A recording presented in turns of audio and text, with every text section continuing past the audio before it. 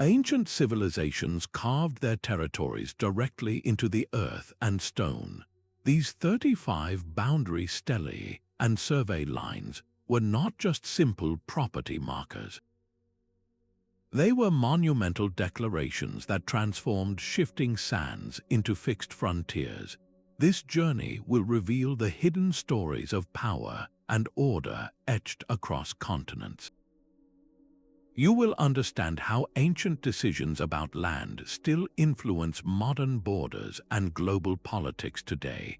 How did a single stone prevent wars for generations? Why did empires invest immense effort to mark empty deserts? The answers lie in the silent messages these stones still whisper. What does it truly mean to draw a line in the sand? A frontier in the ancient world was a living, breathing entity.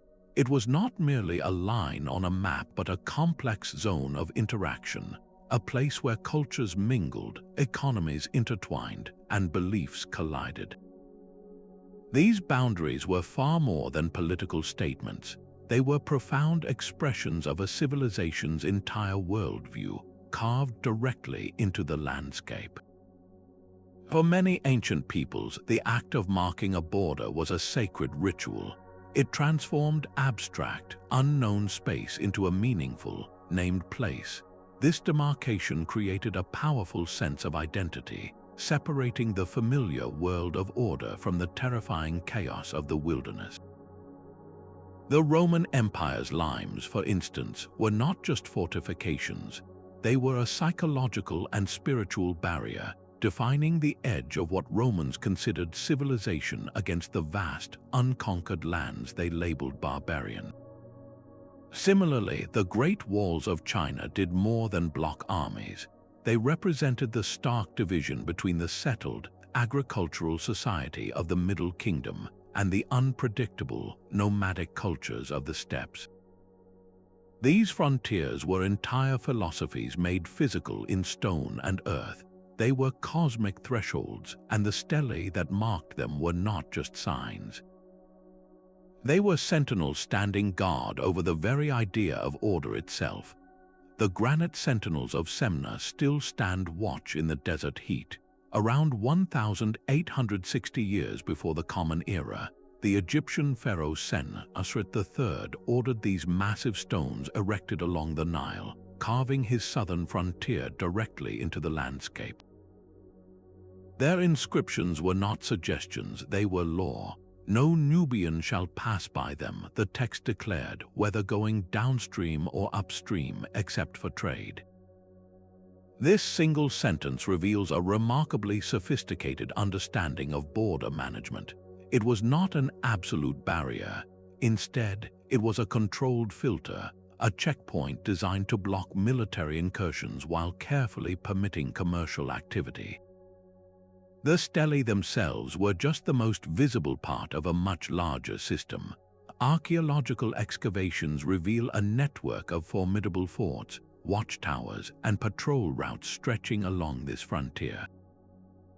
Soldiers stationed at these outposts could monitor river traffic, enforce the pharaoh's decree, and send signals up the chain of command. This was not a simple line in the sand. It was an integrated border zone, a complex machine for controlling movement, collecting taxes, and projecting power. The Semna Stelae represent one of humanity's first documented attempts to create an administered international boundary. They set a powerful precedent, showing that a true frontier is not just a wall, but a carefully regulated space where power, economics, and human movement are all managed with deliberate intent. How did this ancient idea of a filtered border evolve across other cultures and continents? Centuries later, and a world away from the Nile, another river witnessed a different kind of territorial declaration. The limestone cliffs overlooking the Nahr el-Kalb in Lebanon bear a chorus of imperial voices, all competing for attention across 3,000 years. Here, the very rock face became a historical ledger. beginning with the Egyptian pharaoh Ramesses II around 1,270 years before the Common Era. A succession of conquerors felt compelled to carve their story into the stone. Assyrian kings, Babylonian rulers, Roman emperors, and even the French expedition under Napoleon III in 1861 all left their inscriptions. Each new power arrived, looked upon the marks of its predecessors, and added its own declaration of dominion right beside them. This was not the creation of a single, fixed frontier like at Semna. Instead, the Nahr el-Kalb site became a living archive of imperial ambition, a place where the frontier was constantly being rewritten. The strategic importance of this river-valley passage was so immense that its control signaled mastery over the entire Levant region. Why did so many different empires, separated by vast stretches of time, feel the need to mark this exact same spot? The overlapping stelae transformed the cliff into a stone timeline. You can literally see the layers of history, one civilization's claim literally overshadowing another's. This site demonstrates that a frontier is not always a line that moves.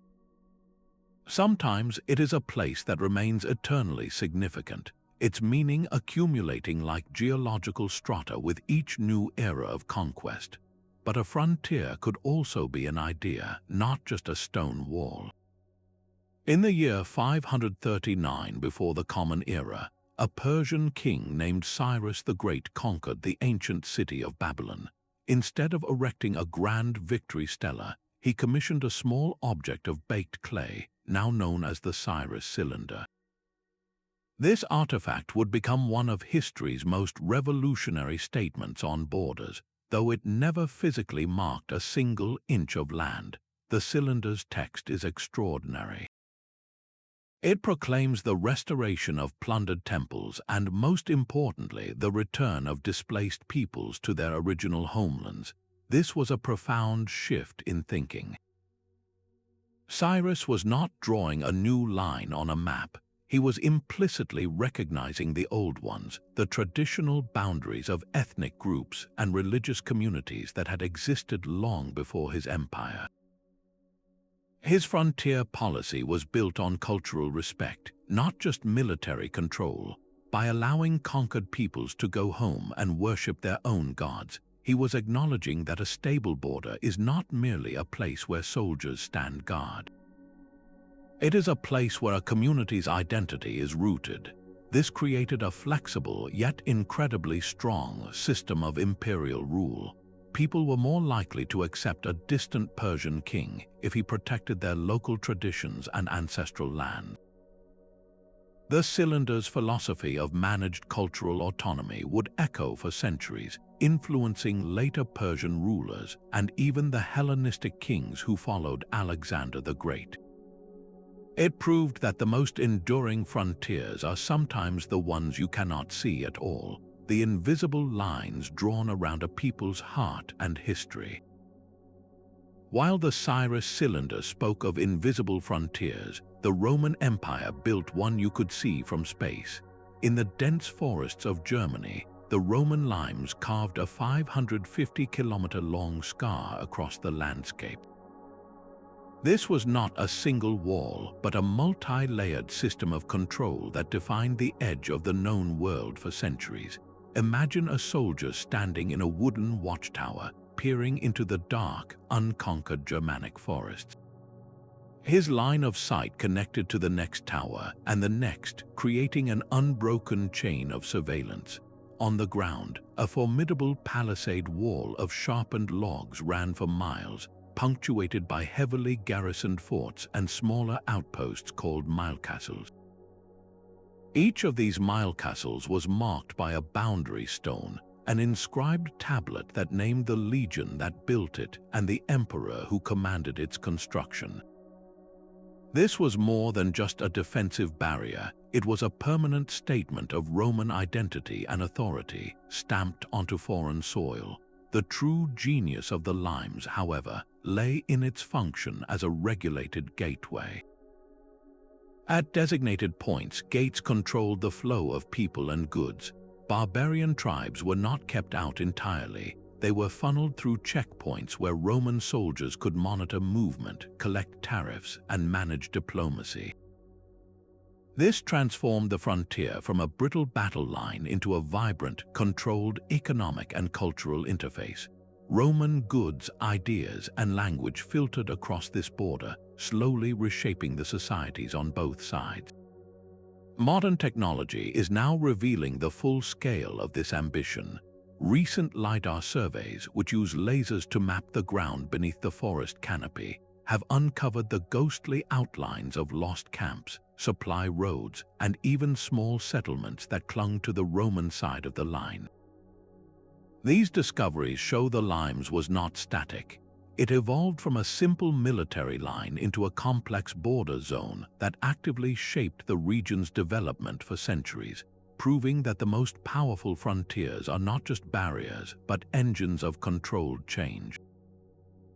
Yet the most important boundary in the Roman world was not the distant Limes, but a line that ran through the very heart of the empire itself. In the city of Rome, a series of white stone markers known as the Pomerium created a sacred frontier around the urban center.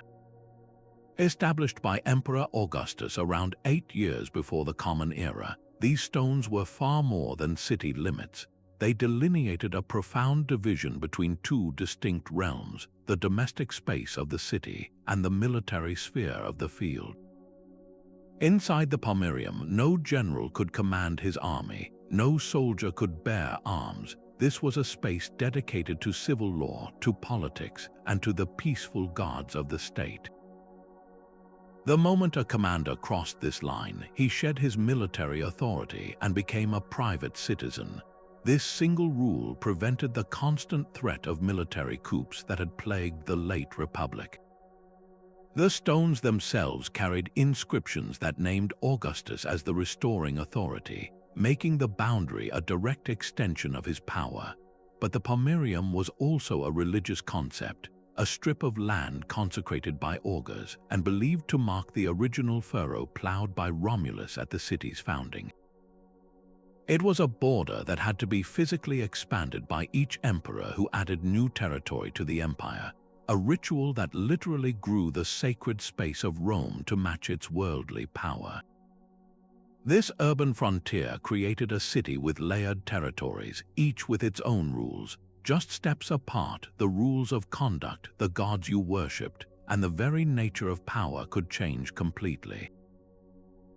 How does a single line within a city reveal the deepest anxieties and highest ideals of an entire civilization? It shows that the most critical frontiers are often the ones we draw around ourselves, defining the delicate balance between military might and civil order. A king's desperate prayer for survival was carved into black basalt, a plea that would one day redraw the map of an ancient world. The Mesha stele, uncovered in the Jordanian desert in 1868, is a 900-word epic of defiance. It tells the story of King Mesha of Moab, who fought a brutal war of liberation against the Kingdom of Israel in the 9th century before the Common Era. This was not a simple list of battles, it was a legal document etched in stone, a meticulous record of how Mesha rebuilt his kingdom town by town, fortress by fortress. The inscription declares, "I built Baal-meon and made the reservoir, and I built Kiriathaim." Each of these construction projects was far more than a public works program. They were deliberate, permanent acts of boundary marking. By building a reservoir at a specific location, Mesha was not just providing water for his people. He was anchoring his presence there, transforming a contested space into an indisputable part of Moab. The stele names over a dozen such sites, creating a detailed verbal map of his newly expanded kingdom. This level of geographical precision is what makes the stone so revolutionary for historians. The names on the stele correspond directly with places archaeologists have excavated. By matching the inscription to the ruins on the ground, we can trace the frontier of Moab with an accuracy rarely possible for such an ancient state. The stone was a weapon of information, legitimizing his rule not just to his contemporaries, but to the gods and to history itself. It proves that a boundary in the Iron Age was not just a line you defended with soldiers. It was a story you told, a narrative of control you carved into the landscape for all to see, making your territorial claim as solid and unchangeable as the stone itself. A king's story carved into a cliff became the very definition of his empire. High above the ancient road linking the royal capitals of Ecbatana and Babylon, Darius I of Persia commanded a sheer rock face to bear his testimony around 520 years before the Common Era. The Behistun inscription is not a simple boundary stone, but a monumental act of territorial speech. While its text vividly recounts Darius's victory over 9 rebel kings who challenged his rule, every line of this epic narrative implicitly draws a map. By listing the lands he subdued and reorganized from Lydia to Bactria, Darius was not just boasting of his triumphs, he was publicly defining the outermost limits of the restored Persian Empire. The accompanying relief sculpture makes this abstract concept powerfully visible. It shows the defeated usurpers bound together by a rope around their necks, standing before the majestic figure of Darius, who places his foot upon the chest of their leader. This was a symbolic representation of the empire's reach, a gallery of conquered peoples who once lived at the empire's edges, now permanently subdued and integrated into a single, orderly whole. But the true genius of this frontier marker lies in its medium and its location. The inscription was carved in 3 languages: Old Persian, Elamite, and Babylonian. This was not for local villagers, it was a direct address to the administrators, diplomats, and elites who would travel this vital road. It communicated a unified message of control across the empire's many cultures. And by placing it on an almost inaccessible cliff face, Darius demonstrated a breathtaking ability to project power. He did not just claim a territory, he claimed the very landscape, transforming a remote mountain into a central piece of imperial propaganda. The message was permanent, unchangeable, and visible from a great distance, a constant reminder to any who passed below of the immense power that held sway from one horizon to the other. This was frontier marking on a truly cosmic scale, where the rock itself became both the canvas and the decree. Far to the east, another emperor was also carving his story into the mountains. After unifying China's warring states in 221 years before the Common Era, the first emperor of the Qin dynasty embarked on a monumental project. He traveled to the edges of his new domain, to the 5 sacred mountains that were believed to be pillars of the cosmos, and there he erected a series of stone tablets. These were not defensive markers like the Roman limes. They were proclamations of a new cosmic and political order. The inscriptions on these stelae praised the emperor's boundless virtue and meticulously described the unified territory's boundaries from the eastern sea to the western deserts. This was not merely a political claim, it was a ritual act of creation. By placing these tablets at the most spiritually significant points in the landscape, the emperor was aligning his earthly rule with the heavenly mandate. He was telling his people and the gods themselves that the frontiers of China were now as fixed and eternal as the mountains they stood upon. The language used on these stelae was deliberately standardized, a clear, powerful script that was the same whether you were in the north or the south. This aesthetic consistency was itself a tool of control. It made the vast, diverse empire feel like a single, unified whole, governed by one voice, one law, and one undeniable will.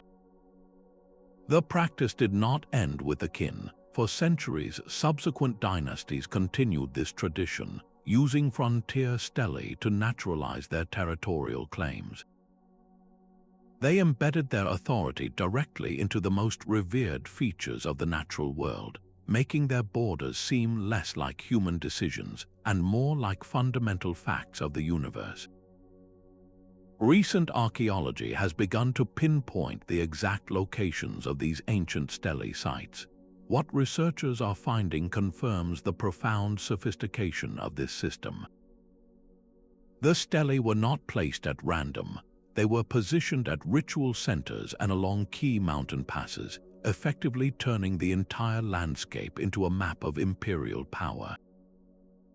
This raises a powerful question. When an emperor carves his frontier onto a sacred mountain, is he simply marking territory, or is he attempting to reshape reality itself? South of Egypt, the kingdom of Kush forged its own empire in stone. Along the sun-scorched banks of the Nile, between the formidable third and fifth cataracts, the rulers of Meroe erected a network of boundary markers that spoke in two voices. These stelae were inscribed in both the elegant curls of Meroitic cursive script and the timeless pictograms of Egyptian hieroglyphs. This bilingual approach was a deliberate and brilliant strategy. It was not a sign of confusion, but a clear acknowledgement of a complex reality. The frontier zone was a place of interaction where Nubian, Kushite, and Egyptian cultural currents flowed together.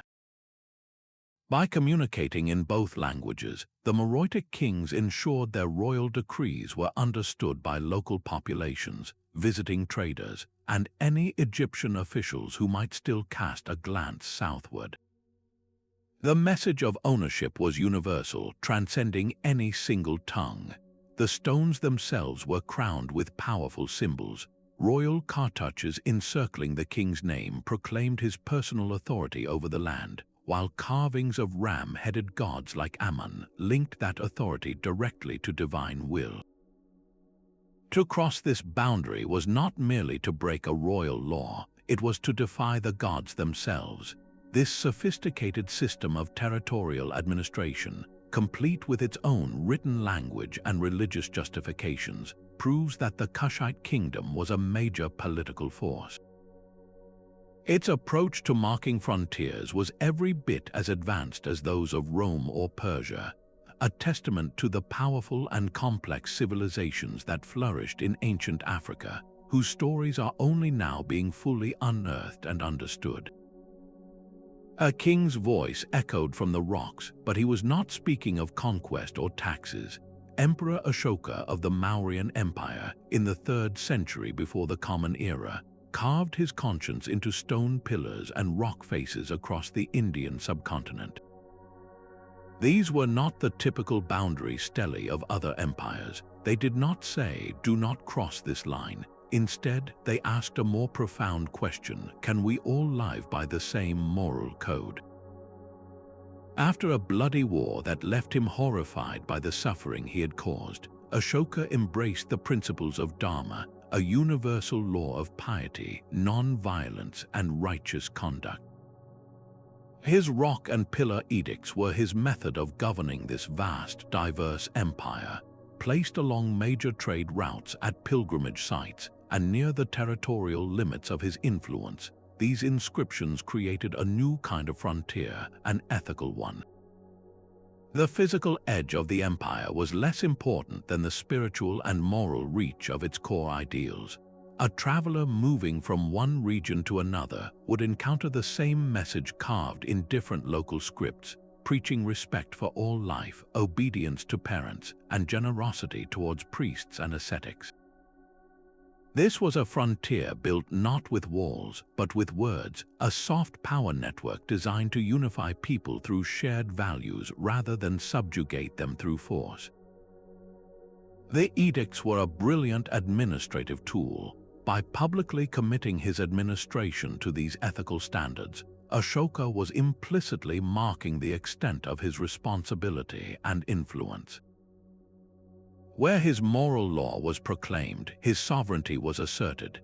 This created a permeable, conceptual border that could expand far beyond the reach of his armies. influencing neighboring kingdoms and binding distant provinces to the imperial center through a common philosophical language.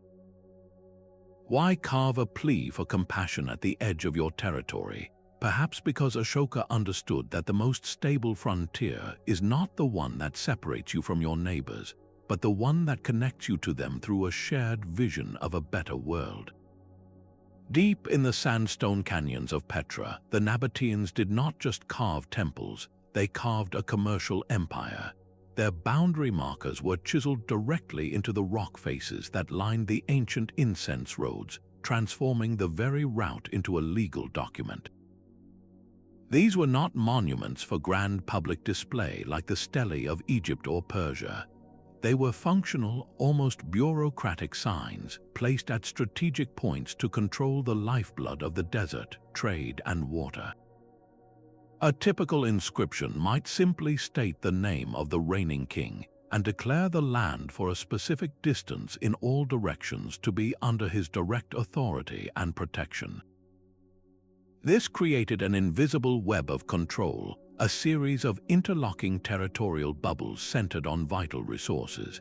A caravan master traveling through the stark Hisma Desert would pass from one marked zone to the next, each stone a reminder of the royal power that guaranteed safe passage for a price. The true genius of this system was its integration with the harsh environment. The markers were often positioned near hidden cisterns or seasonal springs, making access to water contingent on acknowledging Nabatean sovereignty. You did not just cross a line, you entered a regulated economic space.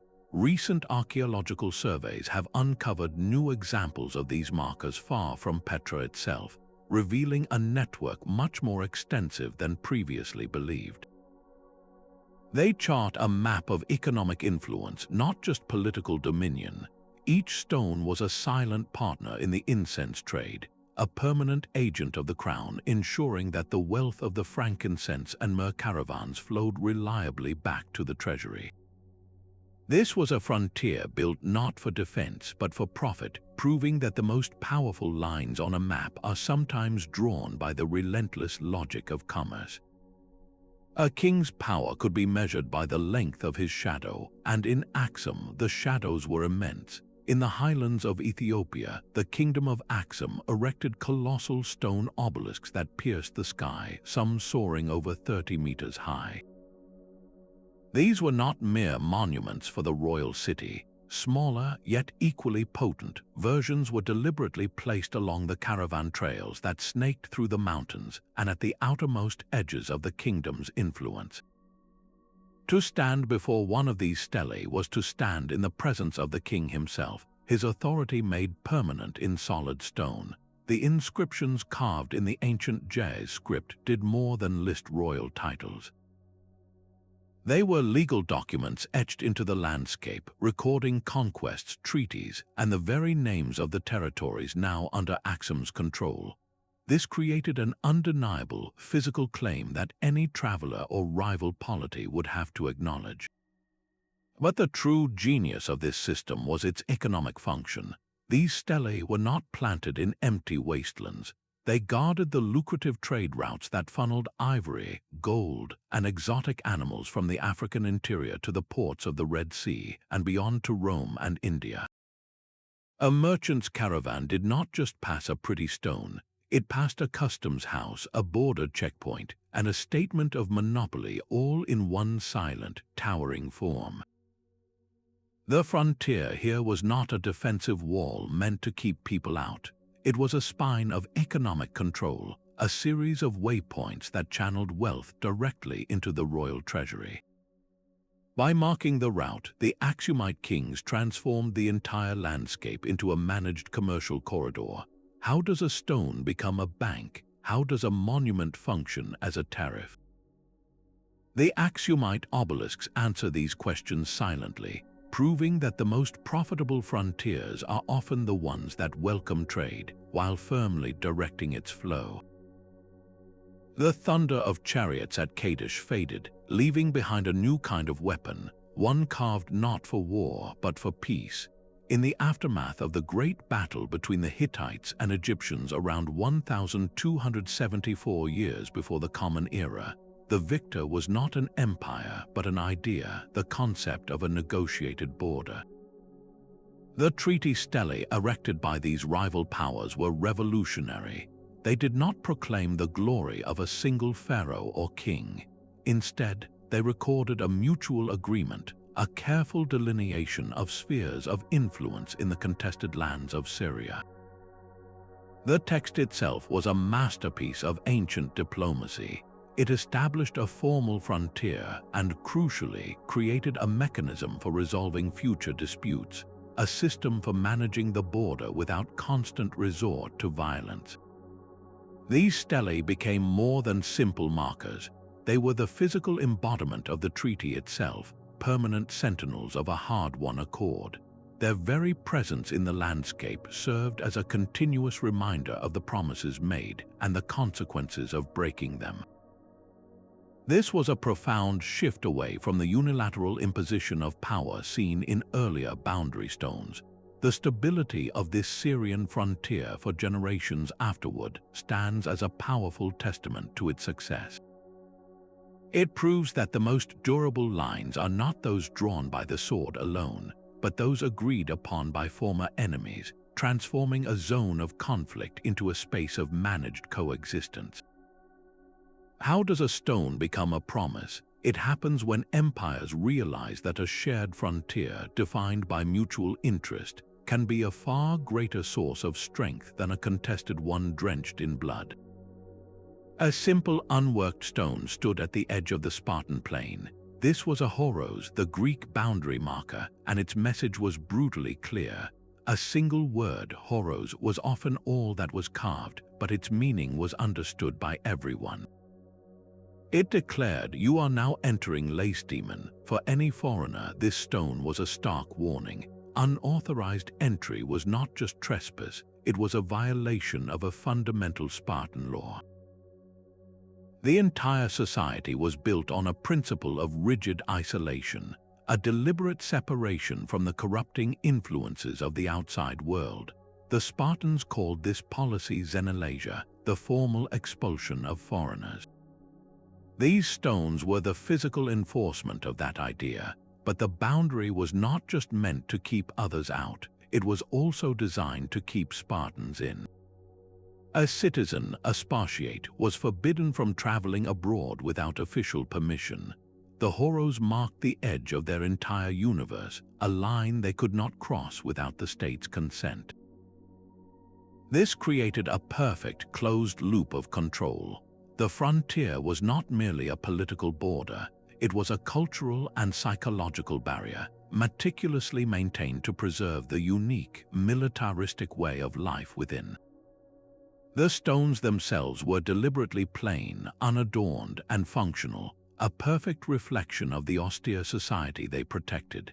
They did not boast of the king's glory or the favor of the gods.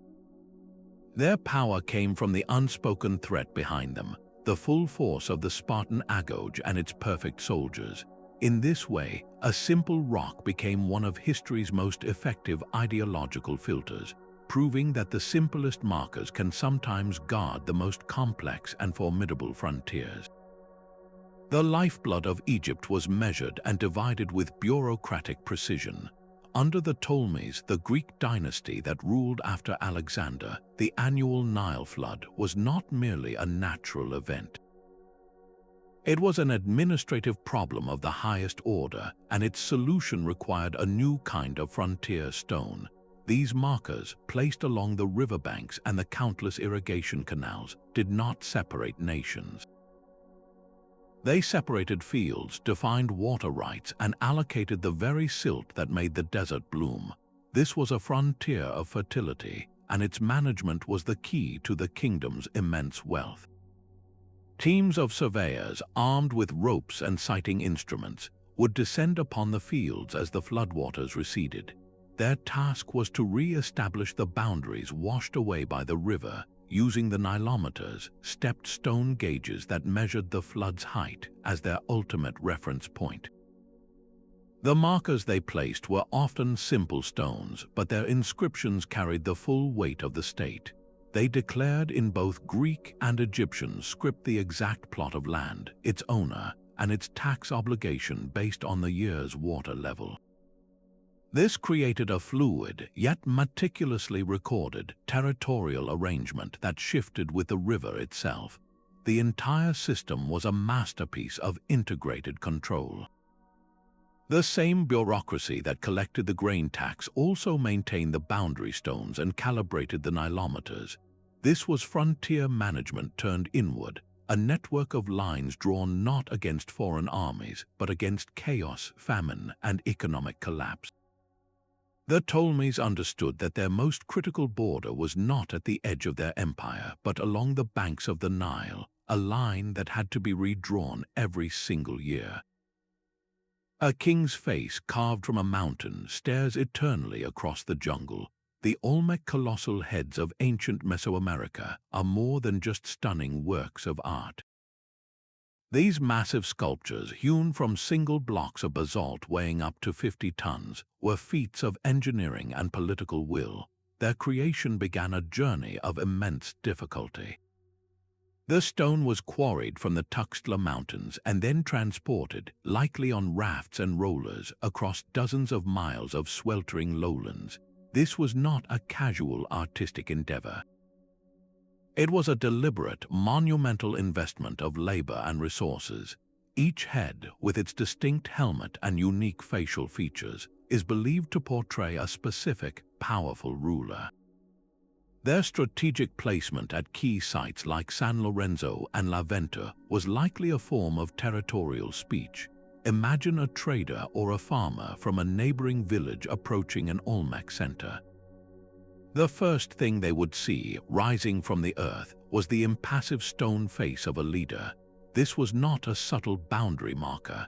It was an unavoidable declaration of identity and control, a permanent reminder of whose land you were entering and whose authority you were under.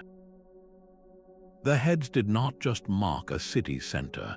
They were positioned to define a sphere of influence, creating a cultural frontier that was felt as much as it was seen.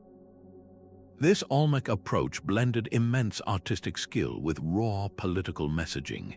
They transformed the very landscape into a gallery of power, using portraiture to claim territory in a way that was both deeply personal and undeniably public. The Assyrian war machine did not just conquer, it documented its dominion with chilling efficiency. Across the rugged frontiers of their growing empire, from the mountains of Anatolia to the rivers of Babylonia, they erected a new kind of boundary marker. These were not simple stones of ownership. They were legalistic monuments, combining the brute force of a fortress with the unchangeable word of a royal decree. The inscriptions on these stelae served as permanent legal testimony, meticulously listing the lands subdued, the rebellious kings punished, and the new provinces established. A single stone could tell the story of an entire campaign, transforming recent bloodshed into an eternal, unassailable fact of geography. This practice turned the frontier itself into a captured moment in time, a place where the memory of a military victory was used to justify perpetual control. Under powerful rulers like Ashurnasirpal II and his son Shalmaneser III, this system reached its zenith. They did not merely leave a few monuments near their capital.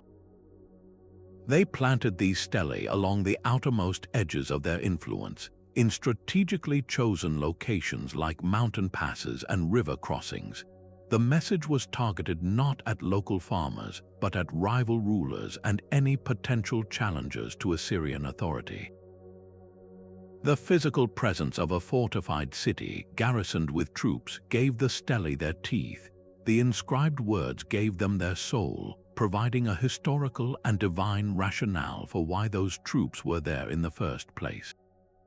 This was frontier management as a form of psychological warfare, a way of ensuring that a single military campaign could yield generations of territorial compliance.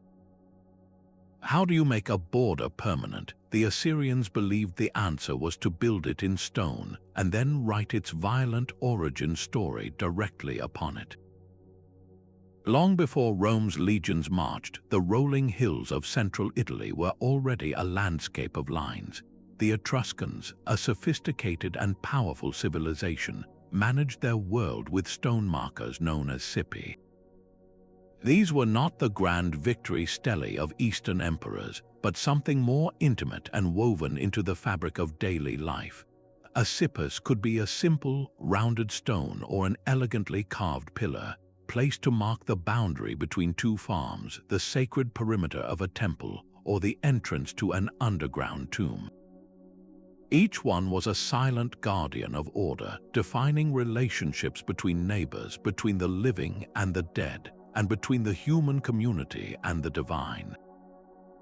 To move one was not merely a property dispute, it was a sacrilege, an act that could upset the delicate balance of the cosmos as the Etruscans understood it.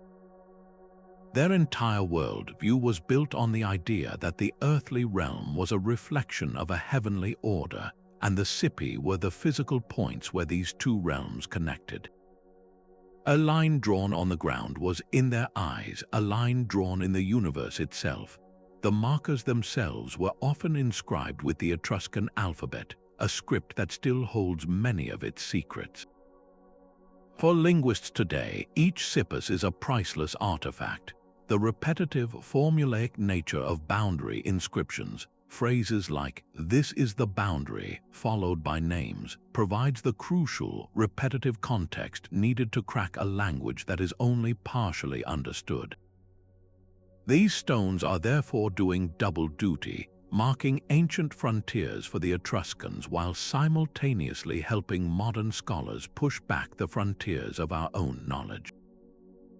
They reveal a society with a highly developed sense of law, property, and spatial organization, a culture whose sophisticated practices in surveying and land management would be directly inherited and adapted by their eventual conquerors, the Romans. The Roman system of territorial centuriation, the great grid of property lines they imposed across their empire, did not emerge from a vacuum. It grew from the soil of Etruria, from the silent, steadfast Cipi that first taught Italy how to draw a line and mean it. Distance itself became a tool of imperial control along the Persian royal road, stretching 2,700 kilometers from the palace at Susa to the distant satrapy of Sardes. This was not merely a path for messengers and merchants. It was the central artery of the Achaemenid Empire, and its pulse was measured by a series of stones placed at precise intervals. Known as parasang markers, these unassuming posts recorded the distance traveled in the Persian unit of measurement, the parasang. A traveler would not find a grand declaration of the king's glory on these stones. Instead, he would find a number, a simple tally of how far he was from the heart of the empire. This created a powerful, psychological map of Persian space. Your location was no longer defined by the local mountain or river, but by your quantified distance from the seat of ultimate power. The further you journeyed from Susa, the more you felt the stretching of the imperial tether. This system transformed the entire road into a linear, measurable frontier. The markers administered territory through information, creating understood zones of influence based on travel time and logistical reach. A region 100 parasangs from the capital existed in a different administrative reality than one 500 parasangs away. The level of control, the speed of military response, and the weight of royal authority were all implied by that single, carved number. This was frontier management through pure data, a brilliant and subtle method of making an empire feel unified and ordered without building a single wall or garrison. It asked a silent, penetrating question of everyone who passed. Do you know exactly how far you are from the king? Across the Mediterranean, another maritime power drew its lines not for conquest but for cultivation. The Empire of Carthage, famed for its merchant fleets and its rivalry with Rome, depended on a network of boundary stones that secured its very survival. Few of these markers have survived the city's utter destruction, but historical accounts and scattered archaeological evidence paint a clear picture. These were not the grand victory stelae of Assyria or the cosmic pillars of China. They were functional agricultural markers placed to define the Kora, the vital hinterland that fed the great city. This was a frontier of grain and olives, a line drawn between the land directly controlled by Carthage and the territories of its Numidian allies or other subject peoples. Imagine a farmer tending his field near the coast of modern-day Tunisia. A simple stone at the edge of his plot, inscribed with the distinctive script of the Punic language, was a constant reminder. It declared that this land, its soil, and its produce ultimately belonged to Carthage. The inscription likely stated the city's authority, and may have even regulated what could be grown or how much was owed in tribute. This system transformed the entire landscape into a managed grid of production, a vast, open-air larder supporting a commercial empire. The true genius of this arrangement was its economic focus. While Carthage's navy controlled the sea lanes, these stones secured the agricultural base on land. They created a stable, predictable supply chain for the food that sustained the city's population and its far-flung trading posts. This demonstrates a fundamental truth about frontiers. They are not always about keeping enemies out. Sometimes, the most critical line is the one that ensures resources flow in, proving that an empire's strength can be rooted as deeply in the soil as it is in the sea. A prayer for travelers was carved into a cliff face overlooking a desolate mountain pass. Along the Great Silk Road, the 21st type of boundary stela did not declare a king's law but a sutra's reach. These Buddhist rock edicts, inscribed by missionaries and wealthy patrons, created a spiritual cartography that flowed through the heart of Central Asia. They marked a cultural frontier, an invisible line where the world of the Buddha began. Placed at the gates of oasis towns and the precarious entry points to high deserts, these inscriptions transformed the landscape into a sacred map. A merchant, weary from days of travel, would encounter these chiseled words at the very moment he needed protection and solace. The edicts often contained excerpts from Buddhist texts, prayers for safe passage, and the names of the local rulers or merchants who funded their creation. This was a frontier defined not by soldiers but by faith and commerce. When a regional king converted to Buddhism, his territorial declarations on these rocks took on a dual meaning. He was asserting political control while simultaneously aligning his kingdom with a vast trans-regional spiritual network. This created a layered sovereignty. A caravan could pass through 3 different political territories in a week, yet remain within the continuous, comforting domain of Buddhist influence marked by these stones. The system demonstrated a profound truth. A border can be a space of inclusion rather than exclusion, a permeable membrane that welcomes all who share a common belief. How do you map the extent of an idea? These silent rock faces answered that question for centuries, proving that the most resilient frontiers are often those drawn around a shared sense of meaning, creating a community that could stretch for thousands of miles without a single fortification. A king's power could be measured by the reach of his gaze, and on Bronze Age Crete, that gaze stretched from the mountaintops. The Minoan Peak sanctuaries were not temples in the conventional sense, placed within a city's heart. They were deliberately positioned on high, often inaccessible summits, transforming the entire island into a mapped domain of cultural and political influence. Reaching these sites required a difficult pilgrimage, a physical ascent that mirrored a spiritual one. Upon arrival, a worshipper would find a stone-built enclosure, an open-air altar where they might leave a clay votive offering, a model of an animal or a human limb pleading for divine favor. But this act of faith was also an act of geography. From these windy peaks you could see for miles, tracing the outlines of the very territory the sanctuary claimed. You could see the palace of Knossos in the distance, the farmlands that fed it, and the sea routes that connected it to the world. More importantly, you could often see the flicker of fire or smoke from another peak sanctuary on the horizon. This intervisibility created a silent, luminous network, a web of sightlines that bound the Minoan world together. A farmer tending his fields in the valley below would always be within sight of at least one of these sacred peaks, a constant reminder of the palace's presence and the gods it served. The sanctuaries themselves, marked by their distinctive stone enclosures and accumulations of offerings, functioned as the frontier stones of this system. They had no inscriptions declaring a king's name or a boundaries limit. Their message was written in their location and their view. They defined Minoan space not with words but with presence, creating a ritual landscape where political control and religious devotion were one and the same. This was a frontier you could not cross without knowing it, because the land itself, through its most prominent features, was watching you. A stone marker overlooking a new harbor declared the birth of a city. As the Phoenicians pushed their ships across the Mediterranean, they carried more than trade goods, they carried the blueprint for a new frontier. Each colony, from Cyprus to Sardinia, began with a ritual of foundation, and at its heart was a boundary stele. This was not a marker of conquest but of creation.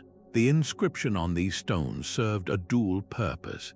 It formally dedicated the new settlement to the gods, often invoking the protection of Baal or Melkart, and it explicitly named the mother city, such as Tyre or Sidon, from which the colonists had sailed. This created a powerful, unbreakable link across the sea, a legal and spiritual tether that turned a distant outpost into an extension of the homeland. But the stone also faced outward, its message clear to the indigenous populations already living there and to any rival Greek or Etruscan sailors who might have the same idea. It declared, "This land is now ours." The placement of these markers was a deliberate act of territorial speech. They were not placed just in the town center. They were set at the edges of the cultivated land, at the head of a valley, or on a promontory defining the harbor's limit. This physically carved out the colonial space, separating the ordered world of the Phoenician settlement from the untamed wilderness and the territories of neighboring peoples. At a site like Nahr in Sardinia, the foundation stela does not just mark a city, it marks the beginning of a Phoenician sphere of influence on the island. These stones were the anchors of a vast maritime network. Each one represented a node in a web of commerce and control that stretched from the Levant to the Atlantic. They were the fixed points that made the unpredictable sea into a known and managed space, proving that the most dynamic frontiers are often those planted by those who dare to build a new home on a distant shore. The city of Cuzco was not merely built upon the land, it was woven into the very fabric of the cosmos. From the radiant heart of the Coricancha, the temple of the sun, stretched 41 invisible threads known as Ceques. These were not roads or walls, but conceptual lines of sacred energy that organized the entire Inca universe.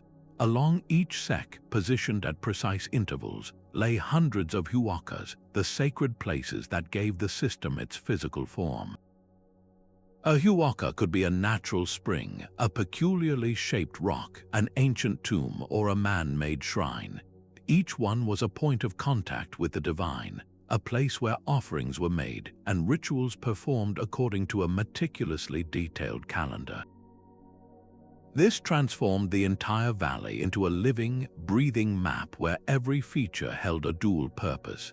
A spring was not just a source of water, it was a territorial marker and a date on the ritual schedule. The Ceque system created a frontier that was simultaneously spiritual, social, and political. The lines themselves were organized into 4 quarters, corresponding to the 4 sayas or provinces of the vast Inca Empire.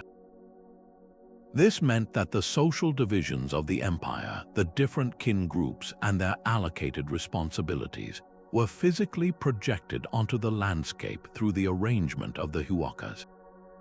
A particular clan was responsible for maintaining the shrines along a specific Ceque, linking their identity directly to the land they tended.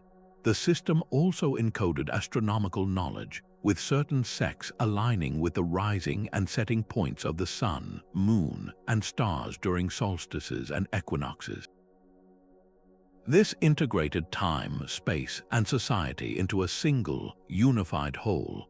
To move through the Inca capital was to navigate a sacred geography, where every step took you across a cosmological boundary and through a calendar of rituals.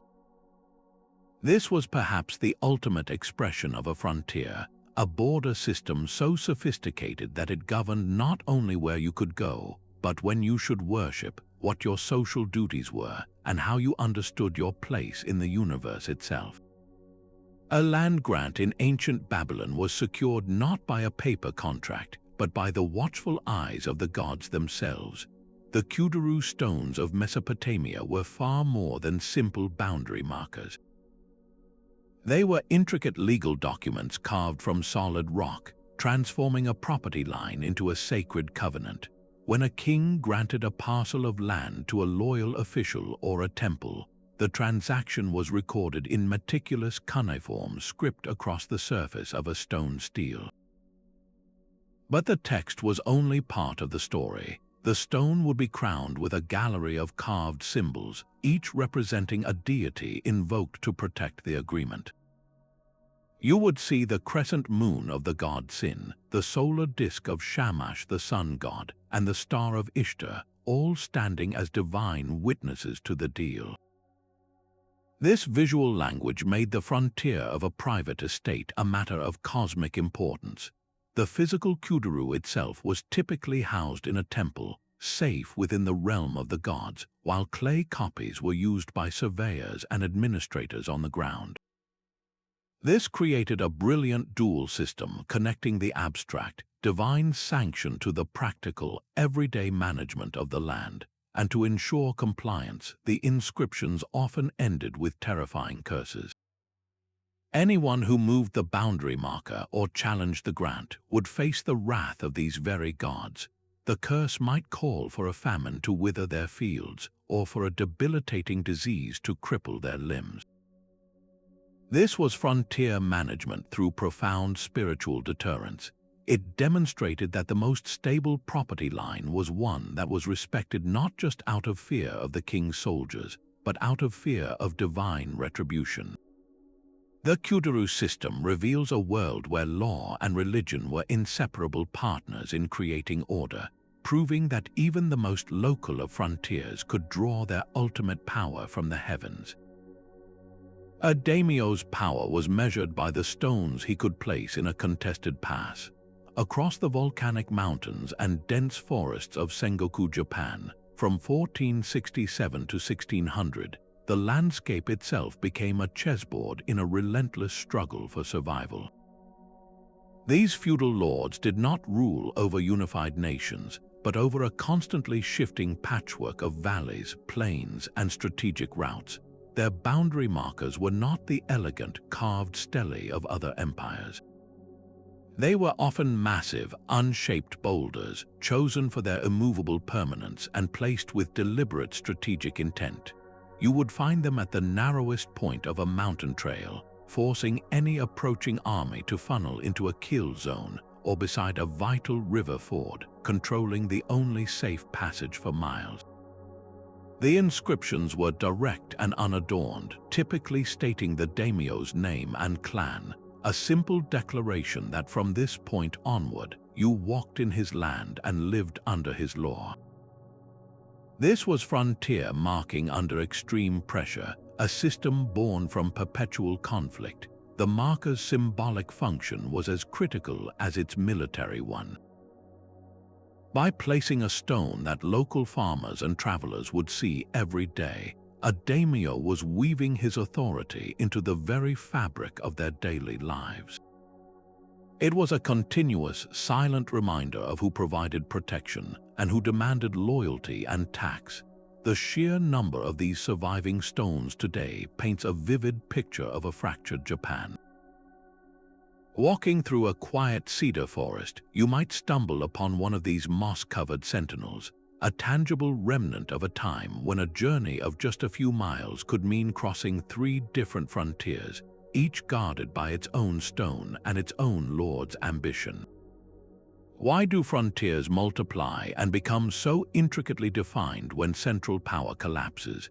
The Sengoku markers answer with silent eloquence, showing that in the absence of a single, overarching order, the landscape becomes a mosaic of small, fiercely defended worlds, each one desperately carving its own identity into the stone. A sea king's legacy was not always written in sagas, but often carved into granite beside a new plowed field. Across the Scandinavian world, from the fjords of Norway to the rolling hills of the Danelaw in England, Vikings erected runestones as declarations of territorial fact. These were not the grand, state-sponsored monuments of empires. They were personal, powerful statements by individuals and families who had seized land and were determined to keep it. While many stones memorialized the dead, a significant number served a more practical purpose, acting as legal boundary markers that declared ownership of farmland, hunting grounds, and vital resources. The inscription on a stone in Södermanland, Sweden, is typical in its directness, stating plainly that a man named Björn set this stone and owned this entire village. In newly settled areas like England, these stones became tools of cultural imposition. A Norse settler, perhaps a former warrior turned farmer, would raise a rune stone at the edge of his claim. Its unfamiliar script and pagan-derived symbols were a clear message to any Anglo or Saxon neighbor. This land is now under a new law and a new tongue. The inscriptions often meticulously describe the property, naming the owner and sometimes listing valuable assets like salmon rivers or dense woods, creating a permanent, public record of the claim that was far harder to dispute than a spoken word. This practice reveals a profound truth about mobile societies. The Vikings, often depicted as pure raiders, understood that lasting power required transforming plunder into property.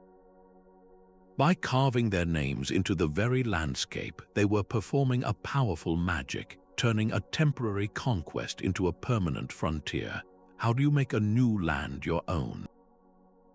You write your story directly onto it, in a language and a medium meant to endure for generations. Deep in the Cambodian jungle, a temple was more than a place of worship. It was the very definition of a kingdom. The Khmer Empire transformed stone and laterite into a vast, living map of power. An elaborate temple complex like Angkor Wat was not an isolated sanctuary. It was the central node in a sprawling network of controlled territory, a de facto boundary marker on a colossal scale. These temple mountains were designed as microcosms of the universe, with the central tower representing the mythical Mount Meru, the axis of the world. This cosmic symbolism was directly tied to territorial claims. By building a temple mountain, the Khmer king was asserting that his rule was as fundamental to the order of his realm as the sacred mountain was to the cosmos. The placement of these complexes was a deliberate act of political cartography. A major temple established a zone of influence for dozens of miles around it, its authority radiating outward along canals and newly cleared roads. Inscriptions carved directly into temple doorframes and onto free-standing stelae did not just praise the gods. They recorded intricate land grants from the king to his officials or to religious foundations, meticulously describing the boundaries of the gifted estates, often using natural features like a specific mango tree or an ancient termite mound. This connected the physical, economic frontier of a rice field directly to the spiritual economy of religious merit. A noble who received land was not just gaining wealth, he was accruing karma, binding his loyalty to the king through both earthly and divine reward. Smaller provincial temples replicated this model, creating a hierarchical organization of space that stretched from the glorious capital to the most remote village. Each one was a subsidiary center of authority, a miniature version of the cosmic order imposed by the god-king in Inca. This was frontier management as a total work of art, seamlessly weaving political control, agricultural economics, and Hindu-Buddhist cosmology into a single, unbreakable system. A new empire carried its frontier in a single, sacred text. As Islamic rule expanded from the Iberian Peninsula to the edges of Central Asia, its boundaries were often defined by simple, unadorned stone markers. These were not monuments to a pharaoh or a king, but declarations of a new spiritual and legal order. Their inscriptions were direct, frequently quoting from the Quran and proclaiming the oneness of God and the authority of his messenger. In the contested marches of Al-Andalus, a traveler would know he had crossed into Muslim territory not by a massive fortress, but by encountering one of these stones. Its Arabic script a clear signal that a different law now governed the land. This was a frontier built on principle, and the markers were its most visible expression. Their function, however, went far beyond the symbolic. They physically anchored a revolutionary system of governance, particularly the Dhimmi Pact that regulated the status of non-Muslim communities. When a marker was placed, it did not just draw a line for armies. It delineated a space where Jewish and Christian populations, known as the people of the book, were granted protected status. This created a legal frontier within the territory itself, a boundary of rights and responsibilities that organized society according to religious identity. The stone was a reference point for this complex social contract, a permanent reminder of the taxes owed, the protections granted, and the legal autonomy permitted to these communities under Islamic rule. How does a stone administer a multi-faith society? It stands as a fixed point in the landscape, a silent guarantor of a treaty that transformed conquest into a structured, if hierarchical, coexistence. This system did not merely impose new borders over old ones. It fundamentally reorganized the very concept of territory, creating frontiers defined by faith and community that would shape the political landscape for centuries. A weathered stone cross stood where the path met the wild wood, its surface carved with the lions of a distant king. This was the edge of the marchland, a fluid and often violent territory lying between medieval kingdoms. These border zones were not the sharp lines of a modern map but broad, contested spaces where the authority of a monarch faded into a landscape of local lords and competing loyalties. The markers placed here were acts of defiance as much as declaration. Inscribed with a royal coat of arms and the date of its placement, each stone was a historical argument, a piece of evidence meant to prove a claim not just for the present, but for all future generations. The inscription was a legal anchor, tethering a disputed piece of earth to a specific ruler's name and a specific moment in time. Yet the true life of these stones was not in their silent vigil, but in the ceremonies they hosted. It was at these very markers that the rival lords of the march would meet to negotiate truces, exchange prisoners, and reaffirm the boundaries that kept a fragile peace. The stone was an impartial witness, a fixed point of reference in a world of shifting allegiances. A lord might place his hand upon it to swear an oath, his word bonded to the permanence of the rock. This system reveals the very essence of feudal frontier management. In a world without strong central governments, the border was upheld by a delicate combination of physical monuments and the personal, often precarious, loyalties of the knights and barons who lived there. The stone gave the abstract idea of a king's law a local, tangible form. How do you govern a frontier when your power is just a whisper on the wind? You carve your claim into stone and hope the local strongman agrees to stand beside it. A Mongol courier galloping across the steppe carried his own personal frontier.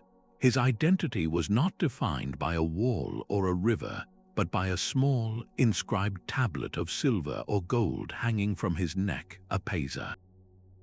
This was not a boundary stone fixed in the earth. It was a movable permit, a passport that created a temporary, personal corridor of safe passage through the largest contiguous land empire in history. The inscription on the paisa, often in the Fag's postscript, was a direct order from the Great Khan himself, commanding all officials and garrison commanders to provide the bearer with food, shelter, and fresh horses. To defy it was to defy the Khan's absolute authority. This system transformed the very concept of a frontier. For the Mongols, whose power was rooted in mobility and control of trade, a border was not a line to be defended. It was a flow to be managed. The paisa did not mark where the empire ended, but where its logistical and administrative power began. It created a fluid, dynamic frontier that moved with the person, a bubble of imperial privilege that could extend from the gates of Beijing to the outskirts of Budapest. A merchant with a paisa could travel thousands of miles through dozens of distinct cultures and climates, yet remain within the protected, regulated space of the Mongol peace. This was the ultimate expression of a nomadic approach to territory. Why build a wall when you can simply control everyone who moves? The empire's true strength lay not in marking the land, but in mastering the movement across it, proving that the most adaptable frontier is sometimes the one you carry in your hand. Across the highlands of ancient Mexico, a different kind of stone diplomacy held sway. The Aztec altepetl, or city-states, managed their world through boundary markers that were as much about relationships as they were about territory. These stones did not simply say, "Do not cross." Instead, they told a complex story of power, tribute, and alliance, carved directly into the landscape. Imagine a traveler approaching the edge of a city-state's domain. He would not find a simple wall or a lone sentry. He would encounter a carved stone, its surface etched with the glyph of the ruling city, perhaps an eagle or a cactus, surrounded by the smaller, distinct symbols of the subordinate towns that owed it tribute. This was not a mere property line, it was a political pyramid rendered in rock, a permanent public display of who answered to whom. The boundaries themselves were often natural, following a riverbed or a ridgeline, but these organic frontiers were punctuated by these man-made stones. Each marker served as a historical ledger, recording the agreements, the conquests, and the obligations that tied the network together. A single stone could tell you that the town of the rabbit glyph must provide blankets, while the town of the jaguar glyph must send warriors, all to the central city represented by the eagle. This system was the genius of the Aztec imperial machine. The empire, centered at Tenochtitlan, did not need to station governors in every conquered village. It simply enforced a hierarchy of loyalties, with these stones acting as the fixed points that made the entire web visible and undeniable. They created a symbolic frontier that required less direct control and more orchestrated compliance. How do you rule a vast empire without a massive bureaucracy? You carve the chain of command into the earth itself, turning every border into a reminder of duty and a map of dominion. A sultan's cipher, flowing and ornate, was carved into rough-hewn limestone blocks along the ridges of the Balkan Mountains. These were the official boundary stones of the Ottoman Empire, planted firmly in European soil as the state expanded north and west. Each stone bore the tugra, a unique calligraphic signature of the ruling sultan, a symbol that transformed a simple rock into an extension of the sovereign's will. To see that cipher was to understand that you now stood within the domain of the Padishah, under his law and his protection. This frontier was not a static line but a living, breathing organism of imperial control, constantly tested by raids, rebellions, and the slow grind of diplomacy. The stones themselves were just the visible peaks of a deeply rooted administrative system designed to hold this volatile borderland. Their primary function was to organize the timur, a unique form of military fief. A cavalry soldier, a sipahi, would be granted the right to collect taxes from a specific village or district near the frontier. In return, he was obligated to maintain order, provide local defense, and ride to war when the sultan called. The boundary stone physically anchored his grant, making the abstract concept of a timur a tangible reality on the ground. This created a self-sustaining military class directly invested in the security and productivity of the border zone. Why place such trust in local cavalry instead of a centralized army?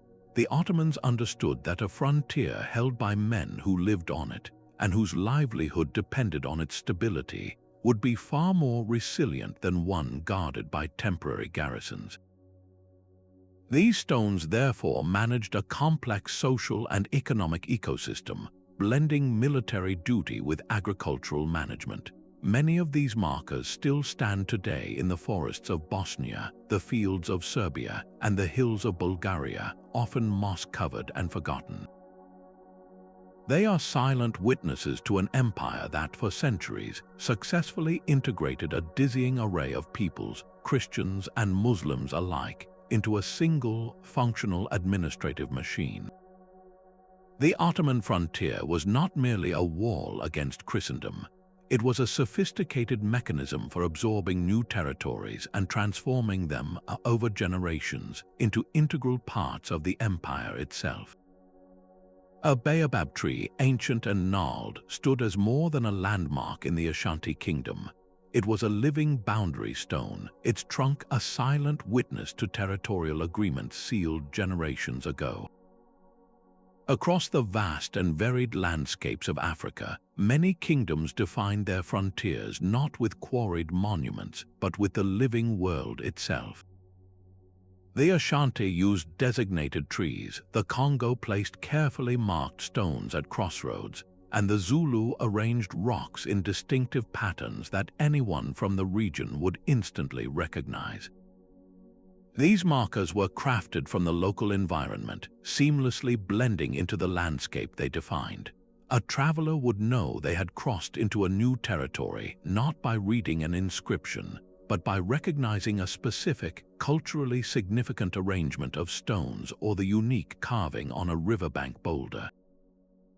The true power of this system lay not in written law, but in collective memory. Elders would pass down the knowledge of these boundaries through stories and oral histories, ensuring that every member of the community understood the meaning of each marker. This created a frontier that was deeply woven into the fabric of daily life and spiritual belief. To move a Zulu stone alignment or to harm an Ashanti boundary tree was not merely a political transgression. It was an act of profound sacrilege, a rupture in the relationship between the people, their ancestors, and the land itself. This approach demonstrates a fundamentally different philosophy of territory. Here, a frontier was not a line imposed by a distant administration. It was a living agreement, constantly reaffirmed by the community that lived within it, a border that breathed with the forest and grew with the roots of the trees.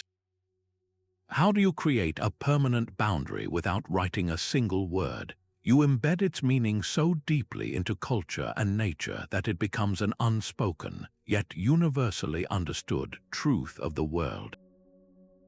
A stone pillar carved with a foreign king's coat of arms cast a long shadow over a land it did not understand. This was the 35th type of boundary marker, the colonial treaty stone, a physical declaration of a new and alien order. During the Age of Exploration, European powers planted these markers like flags along coastlines and riverbanks from the Americas to Africa and Asia. They were typically stone pillars or metal plates, inscribed in Portuguese, Spanish, or Dutch, and adorned with heraldic symbols utterly meaningless to the local peoples. A lion, a castle, a cross, these were the visual vocabulary of a distant continent, now stamped onto ancient landscapes. This act was not the creation of a frontier in an empty space. It was a deliberate overwriting, an imposition of European concepts of rigid, linear territory onto lands that already had their own, often more fluid, indigenous boundary systems. For a European cartographer, a line on a map was a precise legal fact. For a native community, a frontier might be a watershed, a seasonal migration route, or a sacred grove, understood through oral history and lived experience, not carved symbols. The colonial marker declared that only one of these systems now held legal weight. The profound power dynamic was in the medium itself.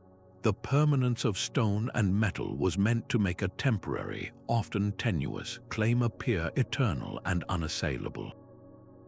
A wooden shrine could decay, an oral agreement could be forgotten, but a granite pillar seemed to speak for the ages. This physical commemoration is precisely why so many of these arbitrary colonial lines later hardened into the modern international boundaries we see on maps today. A line drawn by a treaty in Europe and marked by a few stones on a foreign shore could eventually dictate the citizenship of millions and become the cause of future conflicts. Why does a border drawn in the 17th century still divide a 21st century nation?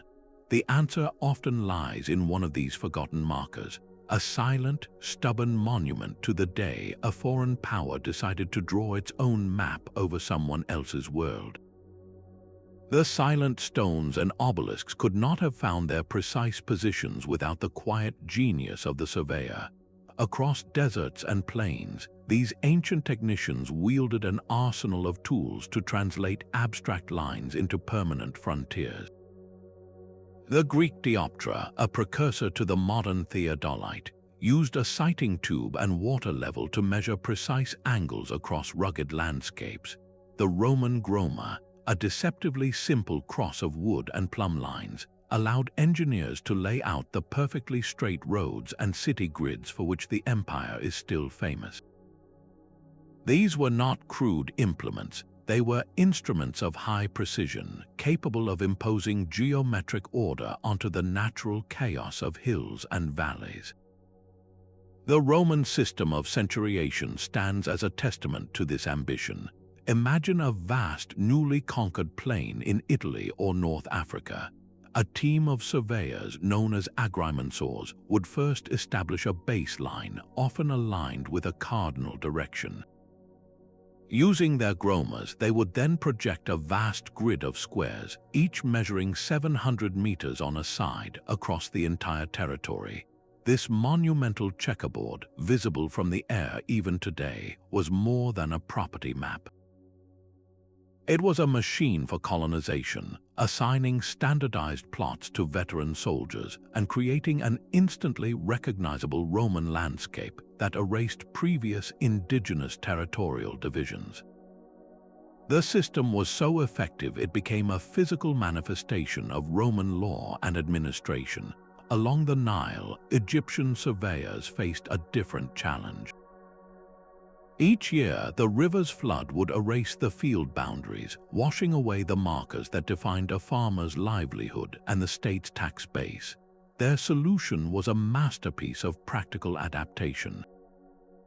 They used the nilometer, a calibrated staircase leading into the river, to measure the flood's height and predict the fertility of the coming season.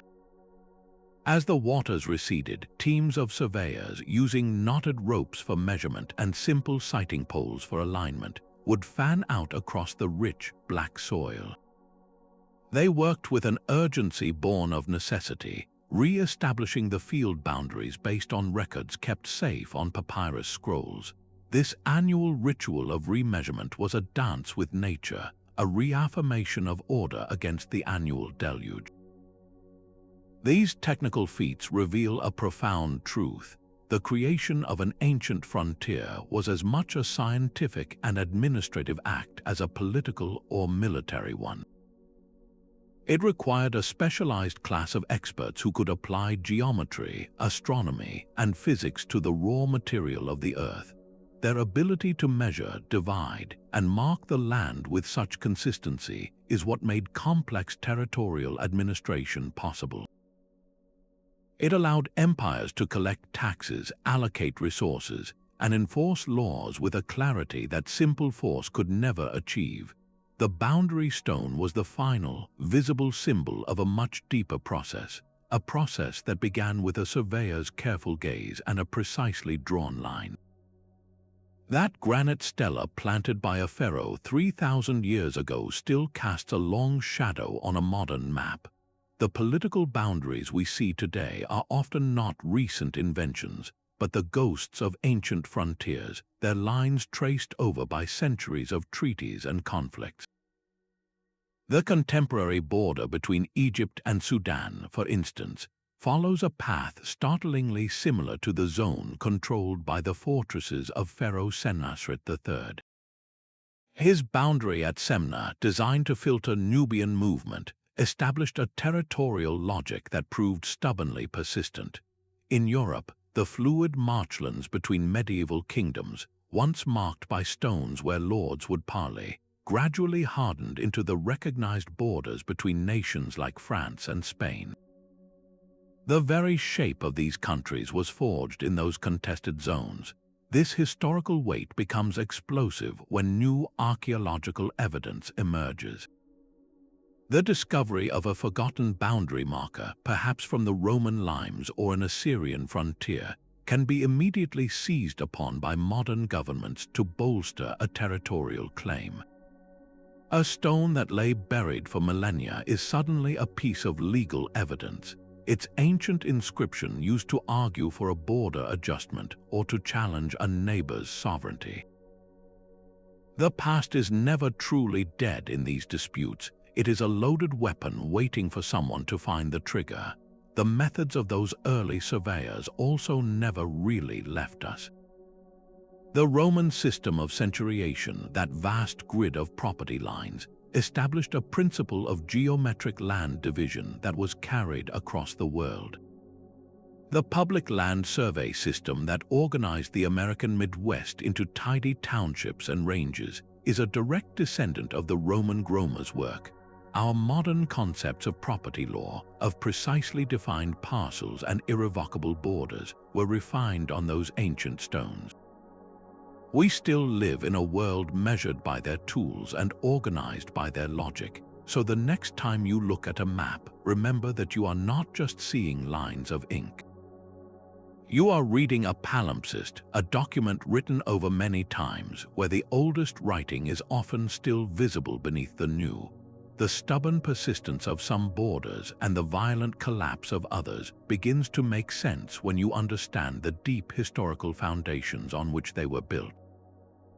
Why does one frontier feel natural and permanent, while another seems an arbitrary, contested scar? The answer often lies not in a 20th century treaty, but in a decision made by a king whose name we are only now learning to pronounce, a decision carved into a stone meant to last for eternity.